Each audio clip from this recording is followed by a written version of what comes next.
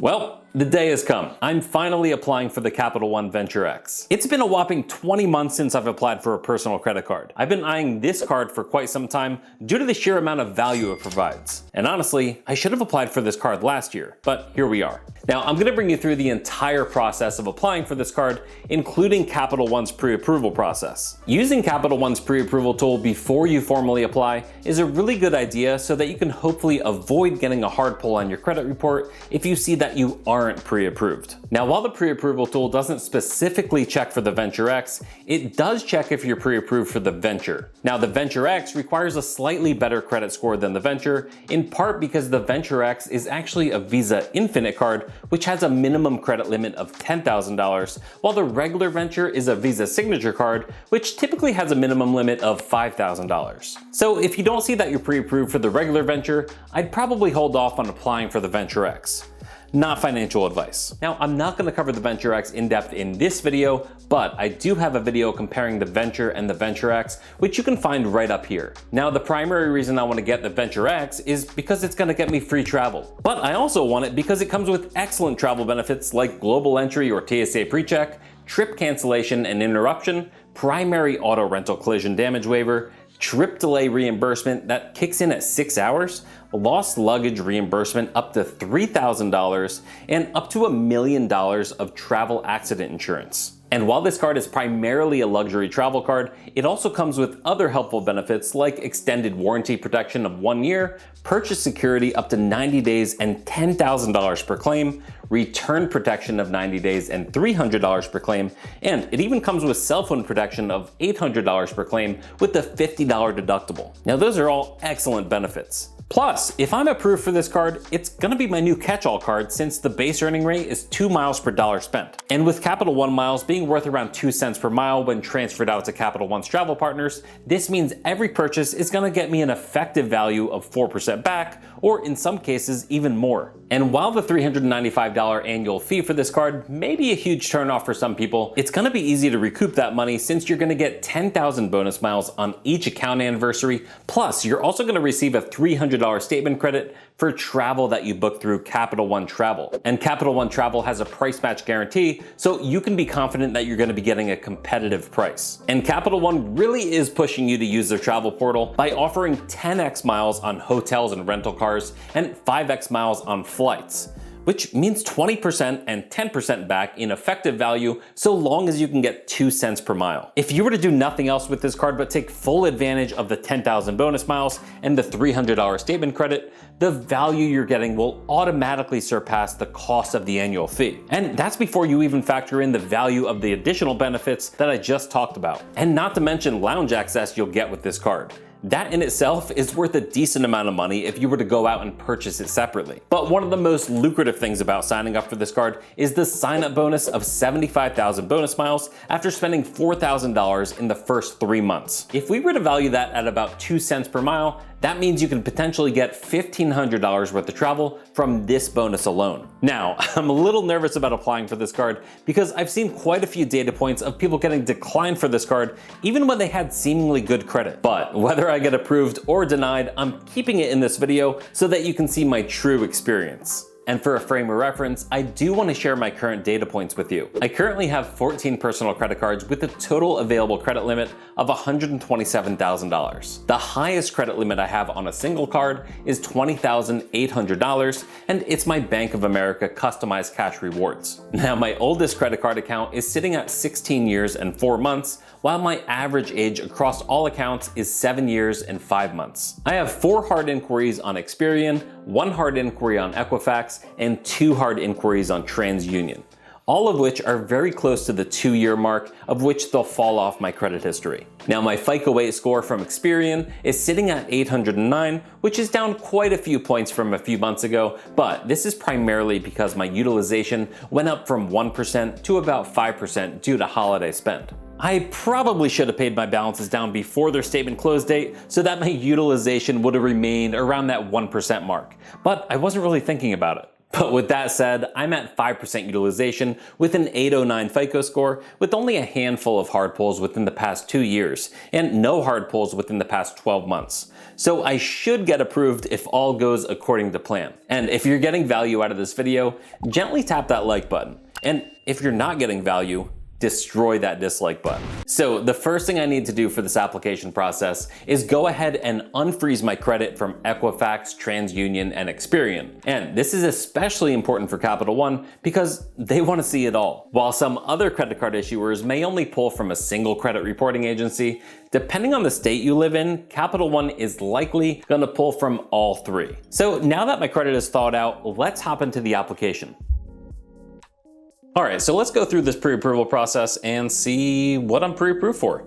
As we can see here, these are the cards that it's gonna check against. So we don't see the Venture X here, but we do see the Venture. So I'm assuming if I'm eligible for the Venture, I'll hopefully be eligible for the Venture X. And we can see what's most important to me are travel rewards and new card member offer, because we all love sign-up bonuses.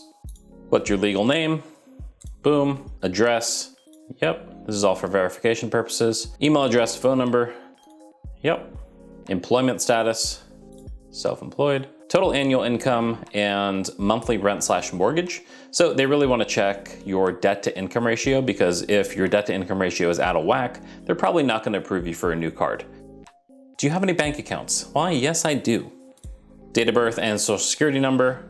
You can also use an individual taxpayer identification number if you have one instead of a social security number. As far as the credit inquiry authorization, they're going to do a soft pull for this pre-approval process, but they note here that it's not a credit card application. It's simply a pre-approval. So if you are pre-approved, it doesn't necessarily mean that you're going to get formally approved for the card when you do apply. I mean, chances are you will, but it's just a disclaimer here.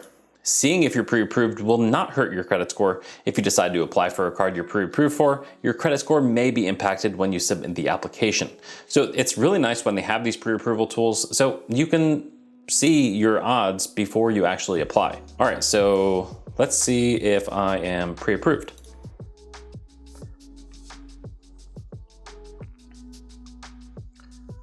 So as we can see, I've been pre-approved for the Venture, which hopefully indicates that I have a good chance of being approved for the Venture X, which is what I really want. So before I formally apply for the Venture X, I'm gonna pull Eric Gao's referral link so that we can get him a couple extra miles. And hopefully he has it here. Yes, he does. The Capital One Venture X. Let's take a look. Your friend thinks you'll have a Capital One Venture X rewards card. Why, yes, I will. All right, so the new card member offer we have here is to earn 75,000 bonus miles once you spend $4,000 on purchases within the first 3 months from account opening. And that's a really nice offer. Now, I know the initial offer that came with this card when it first came out was for 100,000 miles, but you actually had to spend more money in order to get that offer. So in my opinion, this offer is actually better. We see the annual fee of $395. This one actually makes me a little bit nervous, probably a little more nervous than I should be, because I've heard a lot of people with good credit have actually been denied for this card. And I feel like I have good enough credit to get it. I mean, I'm in the 800s, but I don't know. We'll see. All right, so let's plop in our information: legal first name, middle name, legal last name, date of birth, social security number. I am a US citizen. Do you have citizenship in another country? No. All right, so let's click continue here. So now it wants our contact information. All right, so contact information's all filled in. Let's move forward. Boom. Employment status, self-employed, occupation. All right, so total annual income. Total annual income is a funny thing. It's not just your income, it's literally anything you have access to. So even if your parents give you an allowance, you can put that in here. But I do urge you to be truthful and accurate when putting down your total annual income. They want to know your monthly rent and mortgage. That's going to be to see how much of a burden your living expenses are based on your income. Do you have any bank accounts? Checking and saving. Credit card spend per month. That's optional. Whew. I mean, that's gonna be a guess, probably 5,000, I don't know. How often do you carry a balance on personal credit cards? All right, so I'm gonna put never because that is accurate. All right, let's do it, continue. So I do actually want to add an additional cardholder to my account, which is going to be my wife. The nice thing about this card is you can add additional cardholders to your account for no additional fee. And then the additional cardholders are actually going to be able to go to airport lounges on their own without you being present. And they can actually bring people with them as well. So I'm going to put in my wife's information and go from there. All right, so now let's review all the information. You want everything to be accurate. Okay, and we know we have the correct referral link here because your friend Eric referred you to this card. Perfect. So Eric hopefully gets some extra miles so we can go on a nice little vacation. And you can see the rates down here. So it's going to be based on your credit worthiness. Honestly, the rates shouldn't matter to you because you shouldn't be holding a balance. All right, so let's submit the application and hope for the best.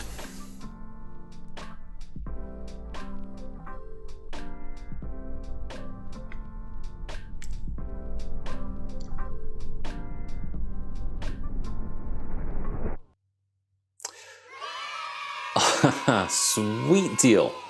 That's a healthy credit line. Damn. All right. We see you already have an online account. All right. Yep. So I did actually sign up for a Capital One account. This is actually my first Capital One card, but I signed up for a Capital One account so that I could use Capital One shopping and use their like credit check service. So they gave me the 25%. I think that was in the middle. Whatever. That doesn't matter. Boom. Take me to my accounts. Yeah, we're gonna do automatic payments, but I'm gonna do this later. Oh, look, Capital One offers. Let's see what they have. Madewell. Madewell's cool. I like their jeans. I wasn't expecting all these good offers. I've never seen Capital One offers before, so this is my first time seeing this. Yo, these offers are like endless.